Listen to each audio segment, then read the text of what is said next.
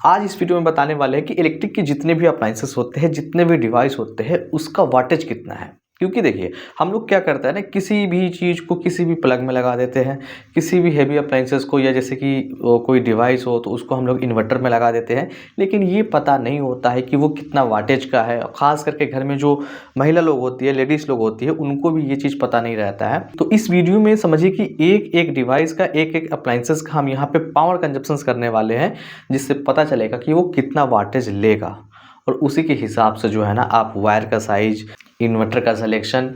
एक फ़ायदा और ये भी हो सकता है कि अगर आप किसी स्टेबलाइजर का सिलेक्शन करने जा रहे हैं, तो ये लोड अगर आपको पहले से पता रहेगा तो आपको ये चीज़ पता चल जाएगा कि कितना केवीए का स्टेबलाइजर हमें लेना चाहिए। सबसे ज़्यादा चलने वाला चीज़ होता है घर में फ़ैन। फ़ैन जो होता है ना, एक 60 वाट का होता है लगभग, समझ लीजिए 60 से 70 वाट के बीच में इसका पावर कंजप्शंस करता है। लेकिन यहाँ पे कंडीशन है कि अगर बियरिंग ख़राब है इसका, तो उस कंडीशन में ये थोड़ा सा ज़्यादा वाटेज ले सकता है, 80 से 90 वाट ले सकता है। तो बियरिंग जो इसका होता है उसको आप समय समय के हिसाब से चेंज करवा सकते हैं, अगर ख़राब है तब। अभी 330 वाट पे चल रहा है, जैसे हमने ऑन किया इसे, लगभग ये 92, 93, 94 ऐसे वाटेज पे चल रहा है। मतलब 62 से लेकर के 65 वाटेज ये पावर कंजप्शंस अभी ये कर रहा है। एक नॉर्मल फ़ैन हमारा सीलिंग फ़ैन, BLDC नहीं है, नॉर्मल फ़ैन है। BLDC फ़ैन यूज करेंगे आप तो वहाँ पे 26 वाट लेता है, 30 वाट लेता है, किसी किसी कंपनी का 35 वाट लेता है। इससे ज़्यादा पावर कंजप्शंस नहीं करता है। तो BLDC फ़ैन जो है नॉर्मल फ़ैन से आधा पावर कंजप्शंस करता है।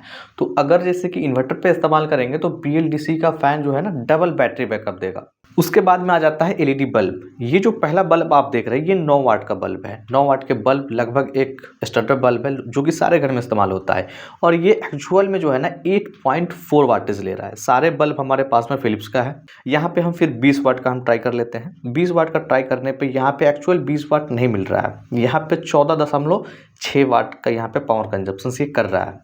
उसके बाद हमारे पास 40 वाट का भी बल्ब है। 40 वाट को जब हमने इसमें लगाया तो वो 40 वाट का आउटपुट हमें देखने के लिए नहीं मिला।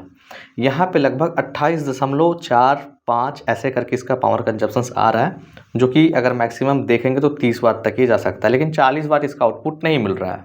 उसके बाद हमारे पास में यहाँ पे सैमसंग का 15 वाट का चार्जर है। ये देखिए 15 वाट से हम जब इसे चार्जिंग को ऑन किया है हमने, तो लगभग 14 वाट के आसपास ये पावर कंजप्शंस किया है। 14.4, 15 के आसपास मान के चल सकते हैं। साढ़े 14 ऐसे करके समझिए कि पावर कंजप्शंस कर रहा है। अब इसमें जैसे कि हमारे पास में दूसरा है 120 वाट का भी चार्जर है। तो 120 वाट हमेशा नहीं लेता है, कभी कभी लेता है। अभी जैसे कि 50 वाट ये ले रहा है।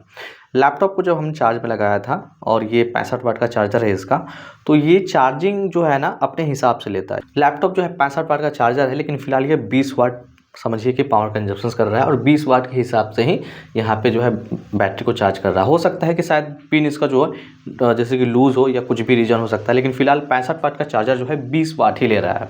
हमारे पास एक हिंडवेयर का कूलर है जो कि 105 वाट का है, जो कि 105 वाट मेंशन है, यहाँ पे देख सकते हैं। लेकिन जब हम इसे ऑन करेंगे तो ऑन करने पे यहाँ पे लगभग समझिए कि पावर कंजप्शंस 80 वाट के आसपास करता है। पहले तो थोड़ा सा ज़्यादा ही लेता है जर्क लोड के वजह से, लेकिन उसके बाद जो है 78.6, 78.4 ऐसे करके इसका पावर कंजप्शंस करता है। 8 वाट और बढ़ जाता है इसमें मोटर ऑन कर देने से, तो समझिए कि 100 वाट भी नहीं जाता है। 105 वाट का रेटिंग है तो 100 वाट भी नहीं जाता है ये।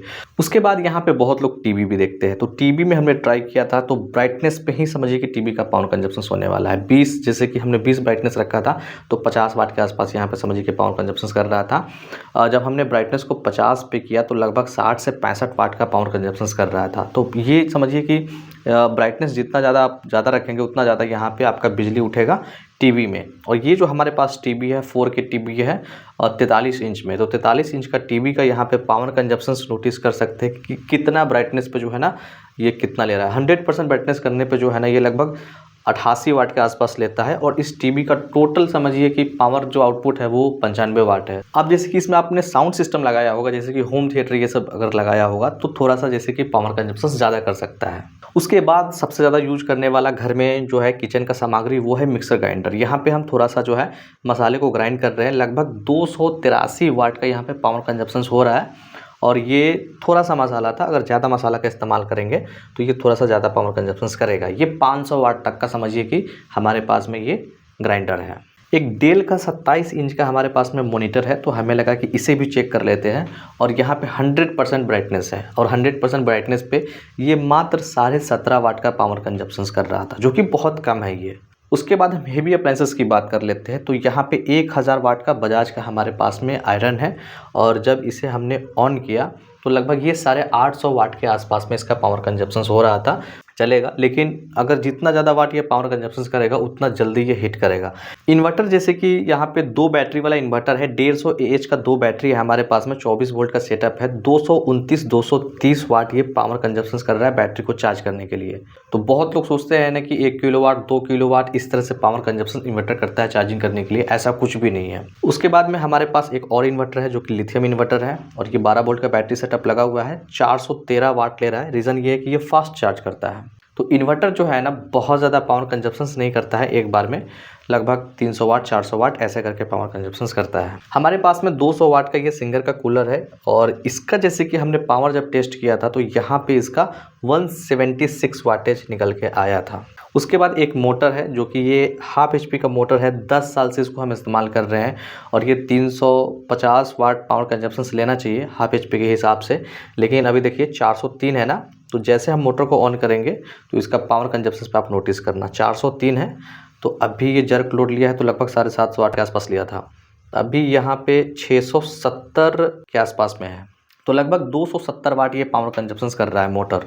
उसी तरह आप यहाँ पे वॉशिंग मशीन का देख सकते हैं, हमारे पास ये मैनुअल वॉशिंग मशीन है जो कि ये 7 kg का है, तो कुछ इतना पावर कंजप्शन ये कर रहा है। और भी बहुत सारा चीज़ों का यहाँ पे टेस्टिंग किया जा सकता है, लेकिन उस पर ऑलरेडी मेंशन भी रहता है। तो अगर आपको वो चीज़ समझ में नहीं आ रहा है, उस डिवाइस का नाम गूगल पे लिखिए और उसका पावर कंजप्शन लिखिए, आपको वहाँ पे पावर कंजप्शन दिख जाएगा। हेवी अप्लायंसेस में जैसे कि आपका गीजर हो गया, इंफ्रारेड वाला हो गया, हीटर हो गया, इंडक्शन हो गया, आपका इमर्सन रड हो गया, ड्रायर हो गया, आयरन हो गया, ये सारा हेवी चीज़ है। तो हेवी चीज़ के लिए आपको जो है ना हेवी वायर लगाना चाहिए, कम से कम 2.5 mm का वायर होना चाहिए और उसके बाद जो सॉकेट होता है उसका वो लगभग समझिए कि 16 एम्पियर का होना चाहिए। तो इस वीडियो से ये चीज़ समझ में आया होगा कि कौन सा चीज़ कितना पावर कंजप्शन करता है, जिससे आप इन्वर्टर का सिलेक्शन कर सकते हैं, स्टेबलाइजर का सिलेक्शन कर सकते हैं, आप अपने हिसाब से जैसे कि चीज़ों को चला सकते हैं, इलेक्ट्रिसिटी को सेव कर सकते हैं और वायर का साइज कितना लगना चाहिए और सॉकेट कितना लगना चाहिए। आशा करते हैं वीडियो आपको अच्छा लगा होगा।